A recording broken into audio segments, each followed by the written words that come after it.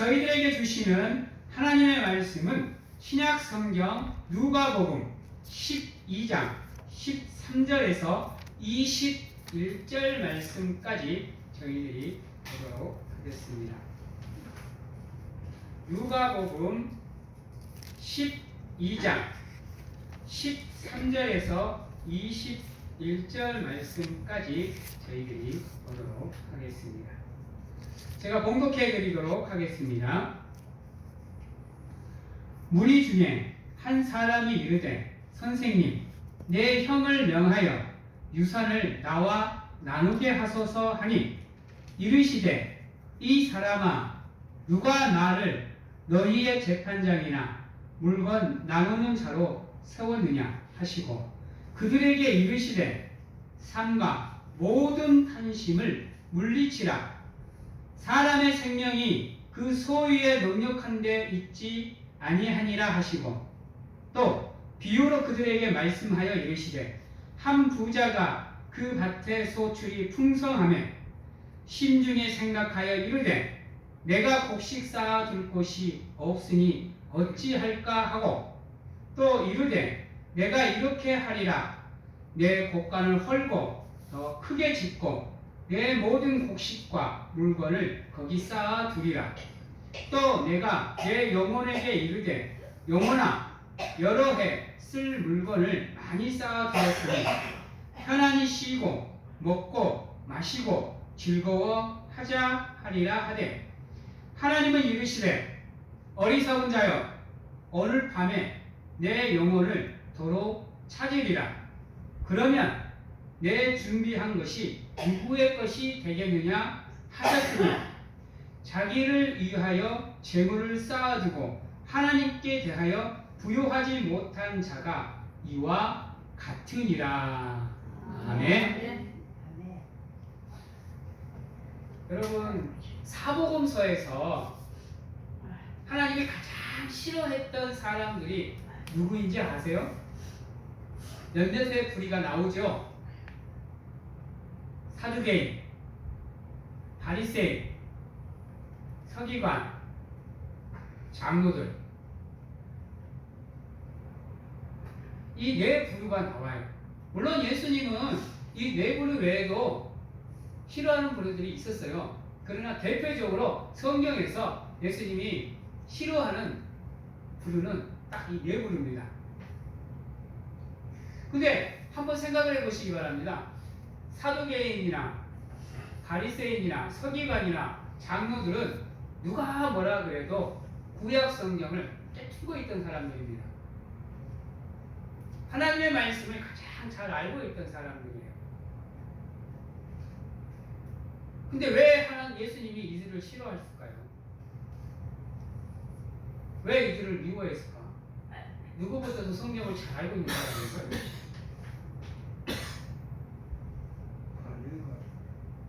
한번 생각을 해보세요. 우리가 살아가면서 기억해야 되는 게 뭐냐면요, 내가 하나님을 알고 있다고 해서 그게 우리 삶의 전부라는 건 아니라는 겁니다.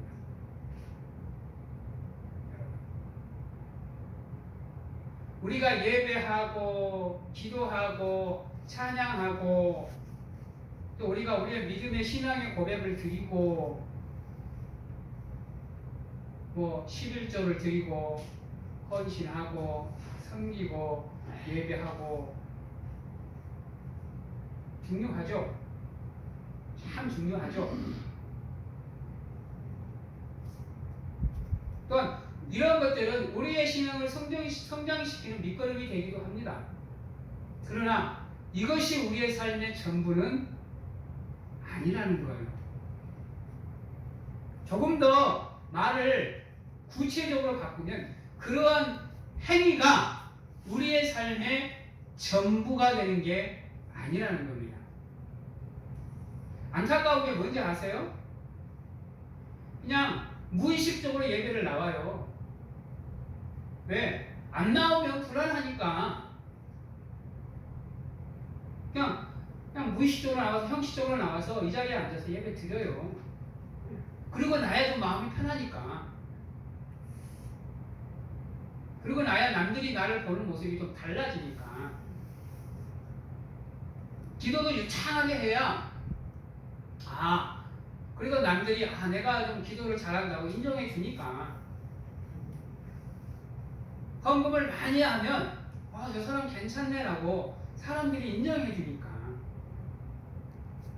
그게 전부인 것처럼 살아가요. 그래서 정말로 미안하지만 죄송하지만 그냥 대충 예배하고 대충 내 필요한 것 기도하고 그냥 그저 그렇게 가식적인 믿음을 가지고 살아갈 때가 너무나도 많다라는 거예요. 예수님이 이 바리새인 서기관들을 싫어했던 이유가 바로 그거예요. 하나님의 말씀을 많이 알면 뭐 할 거예요? 하나님은 뒷전이고 그저 사람들한테 잘 보이고 싶은데 그냥 그게 전부인 양 살아가는 거예요. 제가 그 이슬람교나 유태인들을 욕하고 싶은 마음은 없는데 그들의 신앙의 모습 중에서 보면 참 안타까운 게 뭐냐면 물론 하루에 정해놓고 5번씩 기도하고 찬양하고 코란 읽고 성경 읽고 하는 건 좋아요. 근데 가만히 보세요. 그들의 삶이 그 자기들의 경전인 그 말씀에 빗대어 얼마나 세상에 이로운 삶을 살고 있는 거예요. 우리가 누구보다도 진짜로 온전한 믿음을 갖고 싶다고 한다면 그런 부분에서부터 벗어나셔야 됩니다. 그런 부분에서 탈피해서 온전히 내 마음과 내 정성과 내 믿음을 다해서 하나님을 섬기는 자리, 예배하는 자리로 옮기셔야 됩니다. 그러기 위해서 여러분이 앞으로 다음 달부터 저와 하나님의 말씀을 하나씩 배워갈 겁니다. 그 시간을 통해서 여러분들이 가장 먼저 해야 되는 건 무엇이냐? 그저 배우는 거에 치중하지 마시고 배우는 그 시간을 통해서 내가 서 있는 삶의 자리가 어딘지를 반드시 점검해 나가셔야 되고 지금까지 내가 알고 있던 믿음, 내가 알고 있던 삶의 모습이 옳은 건지 잘못된 건지를 진단하셔서 하나님이 원하시는 자리로 여러분들의 삶을 터닝시키는 시간으로 가지셔야 됩니다. 그래서 앞으로 이 27주라는 시간이 제가 여러분들에게 드리는 삶의 터닝 포인트, 믿음의 터닝 포인트가 되기를 간절하게 한번 원해봅니다. 여러분, 오늘 말씀에도 보면 이런 얘기가 나옵니다. 1절에 보면 무리 중에 한 사람이 이르되 선생님 내 형을 명하여 유산을 나와 나누게 하소서라고 얘기합니다. 여러분, 유산을 나누는 일이 예수님이 해줄 수 있는 일인가요? 여러분, 유산을 나누는 일이 대통령이 해줄 수 있는 일이에요? 우리 만약에 우리 성도님들이 돌아가실 때 돌아가시기 직전에 자녀들에게 유산을 이렇게 나눠주시잖아요. 분배해 주시잖아요. 이거 다른 사람이 관여할 수 있어요?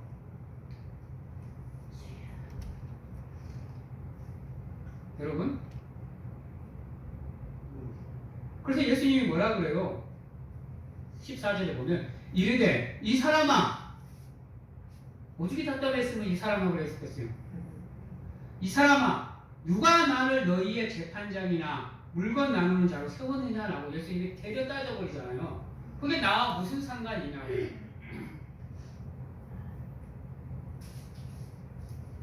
왜요? 예수님은 알고 있었어요. 무엇을요? 15절의 상황을요. 15절에 뭐라 그래요? 그들에게 이르시되 삼가 모든 탐심을 뭐하라? 물리치라.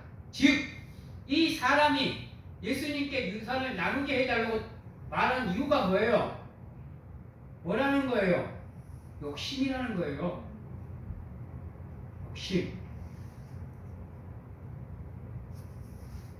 여러분, 우리 인간이, 특히 우리 사랑하는 하나님을 믿는 성도들이 세상에서 살아갈 때 믿음을 제대로 지킬 수 없는 이유 중에 한 가지가 이거예요, 여러분. 이거. 탐심, 탐욕, 욕심, 욕망. 한번 가만히 생각해 보세요. 내가 예배 자리를 소홀하게 되는 이유, 내가 예배 자리를 빠지게 되는 이유가 무엇인지. 물론 가족을 위한 일들이 될 수 있고, 직장을 위한 일들이 될 수 있고, 또는 나를 위한 일들이 될 수 있어요. 주변 사람들을 이롭게 하는 자리라고 생각해서 갈 수도 있어요. 그러나 그 이면에는, 그 안에 숨겨져 있는 진실은 하나님은 잠시 미뤄두더라도 나는 그 사람들한테, 나는 그 자리에서 빛나야 되니까, 인정받아야 되니까, 그래야 편하니까. 또한 안 나가면 나한테 이익이 안 생기니까, 불이익이 생기니까, 내가 얻고자 하는 걸 못 얻으니까, 내가 힘들어질까 봐서, 어려워질까 봐서. 이 사람과 같은 상황이 나에게도 일어날 수 있습니다. 잘 생각해 보셔야 돼요. 그냥 가족의 경사가 있으니까, 가족의 일이 있으니까 뭐 하루쯤 빠진다고 해서 누가 뭐라 하겠나? 물론 사람들이 인정해 줍니다. 그럴 수 있다고. 사람이니까. 하나님도 이해해 주십니다. 누구보다도 우리가 불완전한 것을 알고 계시니까. 그러니까 끝까지 참고 인내해 주시는 거겠죠. 그럼에도 불구하고 우리는 그것을 한 번, 두 번 하다 보면 너무나도 당연하게 생각합니다. 그래서 하나님께 인정받는 일보다 사람에게 인정받는 일을 더 중요시하게 됩니다. 교회에서 인정받는 일보다, 교회라 그러니까 좀 이상하네요. 성전에서 인정받는 것보다 세상에서 인정받는 것이 더 커 보이니까요. 그러다 보니까 하나님을 예배하는 자리는 잠시 미뤄둬도 된다라고 생각을 합니다. 내 삶의 우선순위에서 하나님은 잠깐 두 번째로 좀 밀어나시죠. 이 먼저 하고 다시 하나님 첫 번째로 세워드릴게요. 라는 어처구니 없는 생각을 할 수 있게 되는 겁니다.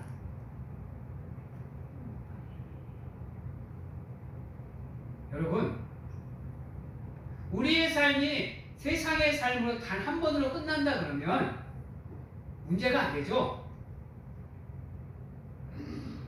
근데 분명하게 하나님의 말씀은 죽음이라고 하기 좀 그렇네요.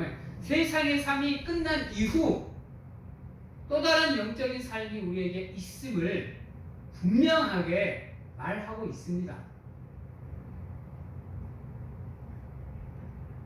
우리나라 샤머니즘적으로, 우리나라 전통적으로 얘기하면 사후세계가 우리에게 있다고요. 사후세계가 죽음으로 끝나는 게 아니라고요. 그러다 보니까 우리가 살아가는 삶 속에서 진짜로 여러분들은 여러분들의 삶을 점검하셔야 돼요. 그래서 최대한으로 노력을 하셔서 그러한 자리에 설 수 있도록 노력을 하시되 하나님을 바라보실 수 있도록 노력하십시오. 하나님을 바라보시는 가운데 세상을 바라봐요. 여러분, 하나님의 일을 생각하시는 가운데 가족의 일을 생각하세요. 하나님의 일을 생각하시는 가운데 주변 이웃, 친구, 친인척들의 일을 생각하세요. 모든 것에서 하나님이 우선될 수 있도록 여러분, 중요합니다. 가족의 일을 생각을 하면서 하나님을 생각하는 게 아니에요. 여러분, 직장의 일을 생각하면서 하나님을 생각하는 게 아니라니까요. 하나님을 생각하면서 가족을 생각하고 하나님을 생각하면서 직장을 생각하셔요. 그러기 위해서 여러분들 매주 하나님 앞으로 나와서 기도하시고 예배하시잖아요. 그러면 적어도 여러분들의 삶을 터닝을 시켜보시기 위해서 노력을 하셔야죠. 변화시키시기 위해서 노력을 하셔야죠. 그저 내 삶이 안전하다고 생각을 해서, 문제가 없다고 생각을 해서, 편안하다고 생각을 해서 넘어가시면 안 돼요. 다시 얘기하지만 문제는 언제 생기느냐? 여러분, 삶의 시련과 고난은 언제 다가오느냐? 내 삶이 안전하구나, 편안하구나, 문제가 없구나 생각할 때 다가오는 게 여러분, 시련과 고난과 고통이에요. 사탄도 그거 알아요, 여러분. 이러면 기독교인들은 힘들 때 계속 힘들게 하면 더 빡시게 기도하고 더 빡시게 믿음의 길을 가거든요. 그걸 사탄이 기독교 역사 속에서 몇 번 경험을 하고 난 다음에는 고난이 있을 때는 안 건드려요, 여러분. 언제 건드느냐? 이제 내 삶에 문제가 없구나, 편안하구나 라고 생각할 때 와서 열심히 들쑤신다니까요. 그러면요, 아니라면 나태함에 게으름에 물들어 있던 인간은요, 유혹에 넘어갈 수밖에 없어요. 여러분들의 신앙을 지속적으로 절차 탁말을 시켜야 되는 이유가 거기 있어요. 조금이라도 틈을 보이면 사탄은 찌른다니까요. 그게 얼마나 아픈지 아세요? 아, 찔러봐야 뭐 내 믿음이 있는데 뭐 얼마나 아프겠어. 우리 그 학생들이 한 번씩 그런 얘기 하거든요. 찌르면 믿음의 방패 하면 되죠 라고 얘기하거든요. 말은 쉽죠. 여러분, 찔리는 순간에 믿음의 방패하고 딱 내밀 사람이 몇이나 될 것 같아요? 응? 우리가 바꿀 수 없는 거예요, 여러분. 우리의 신앙이 믿음에 온전하게 물 젖어 있지 않으면요, 그 순간에 믿음의 방패를 못 들어 민다니까요. 그걸 생각하기 전 인간의 머리는 벌써부터 세상적인 방법을 먼저 깨추고 있어요. 에이, 목사님, 나는 달라요, 다른 사람하고. 다른 사람은 그럴지 몰라도 나는 안 그래요. 베드로 보세요. 용감했잖아요. 근데 어때요? 그가 지켰나요? 자신하지 마세요. 여러분, 우리보다 더 믿음의 선진인 베드로도 자기 입으로 장담해놓고, 그런데 하물며 우리라고 그 순간에 믿음 방패를 메밀 수 있을 것 같아요? 노력하셔야 돼요. 그래서 최대한 여러분의 삶이 하나님께 맞춰질 수 있도록 매 예배 순간에 대충대충 예배 드리지 마시고 집중해서 사모하는 마음으로 예배를 드리시는 가운데 여러분들의 믿음의 밑거름을 만드시라고요. 기도로, 예배로, 찬양으로, 예물로, 헌신으로, 봉사로 친목으로, 교제로. 그래서 여러분들의 삶이 좋은 밭이 될 수 있도록, 좋은 땅이 될 수 있도록, 비경하지 않아도 30배, 60배, 100배의 열매가 맺어 나올 수 있는 좋은 마음이, 좋은 믿음이, 좋은 땅이 될 수 있도록 노력하셔야 돼요. 네. 또한 15절에 보면 사람의 생명이 그 소유에 넉넉한 데 있지 아니한다 그랬어요. 여러분, 우리는 돈이 전부죠. 여러분, 누구보다도 큰 집 갖고 싶죠?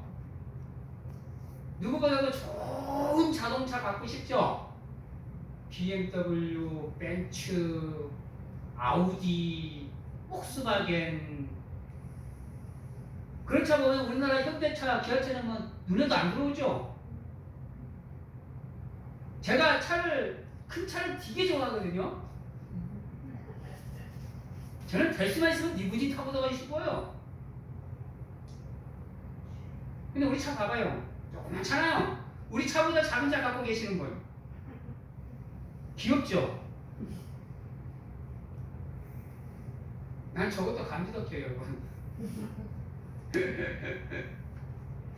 사랑하는 여러분, 우리가 가지고 있는 것으로 한번 생각을 해보세요. 잠시 잠깐은 우리의 생명을 연장시킬 수 있어요. 의술이나 약으로. 그러나 영생을 누릴 수 있나요? 영원한 생명을 가질 수 있어요? 어떠세요? 여러분이 걱정하고 근심하고 염려하는 가운데 여러분들의 머리가 하는 가닥을 더 나게 만들 수 있어요? 할 수만 있으면 하고 싶어요. 진짜로요. 걱정하고 근심하고 염려해서 머리카락 나게만 만들 수 있다면 하루 종일 걱정하고 근심하고 염려할 수 있어요. 안 되더라고요. 뭐 안 되던데 뭐 봐봐요 여기요. 안 되던데 뭐. 성도님도 여기 보면 좀 아쉽다 그러죠. 제가 얼마나 이것 때문에 걱정하고 근심하고 염려하는데 안 나요. 빠지면 빠졌지. 우리 인간은 할 수 있는 게 아무것도 없어요. 내가 가진 것으로 할 수 있는 게 아무것도 없다고요. 우리의 생명을 거기에 맡기지 마세요. 여러분, 할인 농사 안 짓는다고 죽나요? 죄송합니다. 농사 짓는 분들. 죄송합니다. 죽나요? 뭐 한두 달 일 안 한다고 사람 죽어요? 나한테 돈이 없다고 사람이 죽나요? 죽을 수도 있어요. 이해하시고 배워하니까 생각을 해보셔야 돼요, 여러분.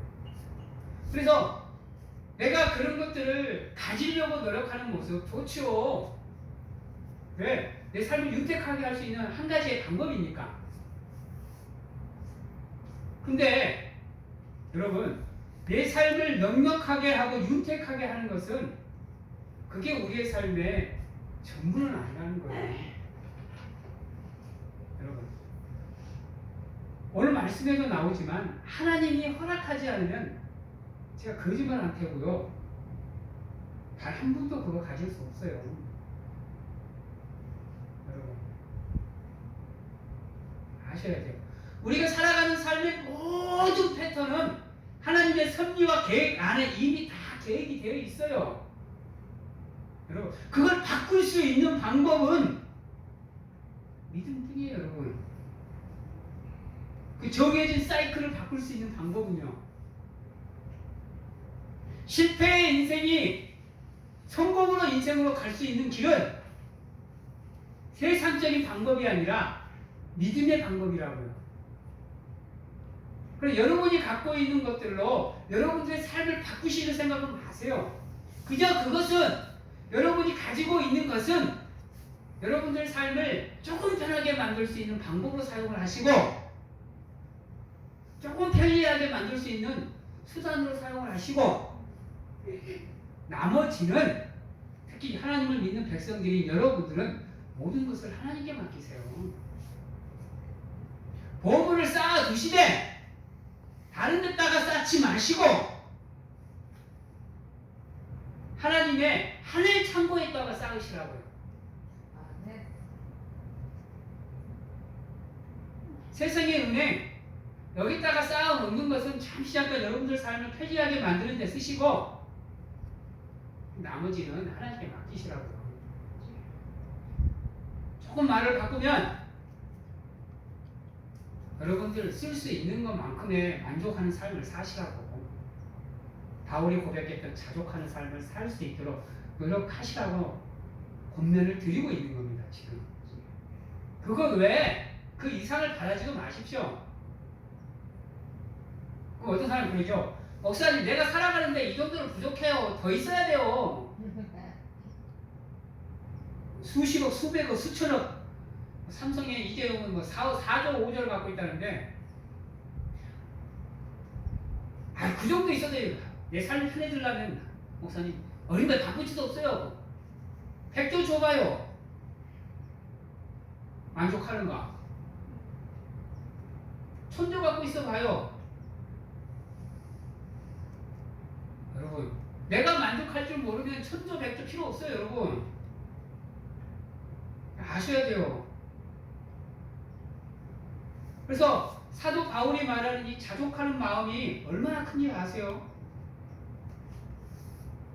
내가 믿음으로 세워져 있지 않으면요 만족을 느낄 수가 없게 돼요. 여러분 만족을 이 나온 사람처럼 자기도 분명히 어느 정도 갖고 있을 건데도 불구하고 그 형이 가진 유산을 자기에게 나누게 만들어 달라고 그러잖아요. 자기 몫으로 나눠 가지면 그걸로 만족해야 될 거 아니에요.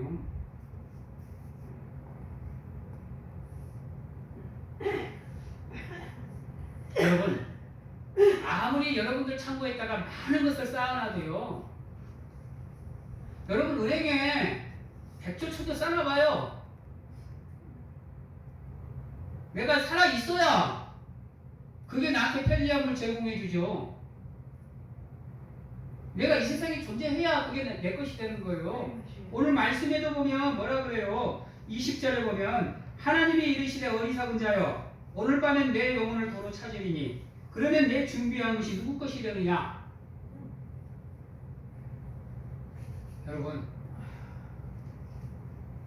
여러분 마음의 창고에다가 많이 쌓아놔봐야 한순간에 만족이에요. 여러분 한순간에 만족이에요.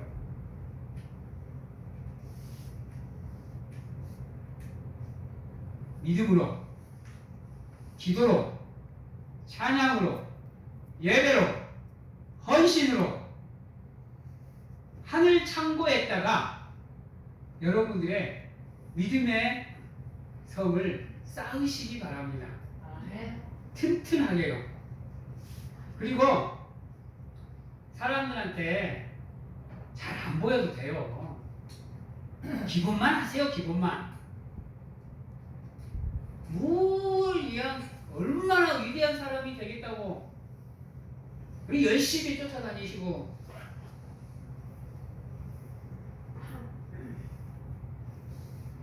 분명하게 예수님이 말하죠. 나를 믿으면 너는 세상에서 배척을 당할 거라고 분명하게 예수님이 말해요. 그것을 알고 믿음의 길에 들어서셨잖아요. 여러분 그걸 알고 그러니까 조금 세상의 삶에서는 부족한 듯 살아갈 수는 있겠지만 마음만은 부자가 되시라고요. 무슨 부자요? 믿음의 부자가. 마음만은. 그래서 주어지는 상황 속에서 열심히 예배하시고 주어지는 상황에서 열심히 기도하고 찬양하시는 가운데 여러분의 믿음의 탑을 조금씩 쌓아가시라고요. 바벨탑이 아닌 믿음의 탑을 세우시라고요. 그러면 하나님이 반드시 여러분들의 삶에 함께 하실 겁니다. 그걸 아시고 누가 뭐라 그래도 하나님을 최우선순위로 두시고 세상에서 살아가실 수 있는 사랑하는 성도님들이 된다고 한다면 그 어떠한 사탄의 욕망도 유혹도 탐욕도 여러분들의 삶을 흔들 수 없을 겁니다. 그렇게 여러분들의 삶을 살기 위해서 노력하시는 이 사랑하는 성도님들이 되시기를 사랑하는 주님의 이름으로 축원합니다. 아멘. 기도하겠습니다. 사랑의 하나님 감사합니다. 부족하고 연약하지만 누가 뭐라 그래도 하나님의 사람으로서 부끄럽지 않는 삶을 살기 위해서 세상을 담살하는 것이 아닙니다. 세상을 벗어나라는 것이 아닙니다. 세상에서 살되 예수님을 최우선순위로 세우고 살아가며 하나님의 일을 먼저 생각하는 우리가 될 수 있도록 하나님 축복하여 주시옵소서. 세상의 것을 버리라는 것이 아닙니다. 세상의 것을 포기하라는 것이 아닙니다. 누리되 하나님의 은혜 안에서 누릴 수 있고 그것을 하나님을 위해서 사용할 수 있는 우리가 될 수 있도록 하나님 축복하시고 주시는 대로의 만족함 누릴 수 있는 것에 자족할 수 있는 마음과 믿음을 허락하여 주시어서 무엇보다도 우리의 삶에 하나님이 우선순위로 세워질 수 있도록 하나님 축복하여 주시옵소서. 지금은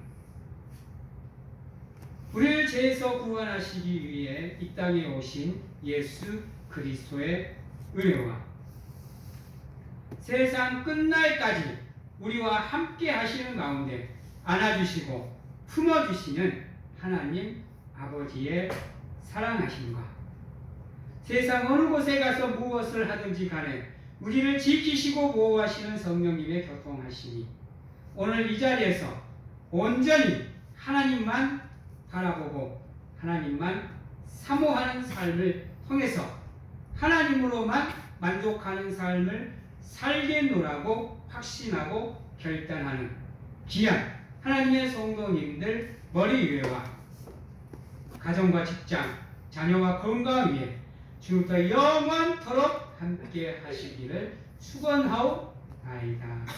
아멘.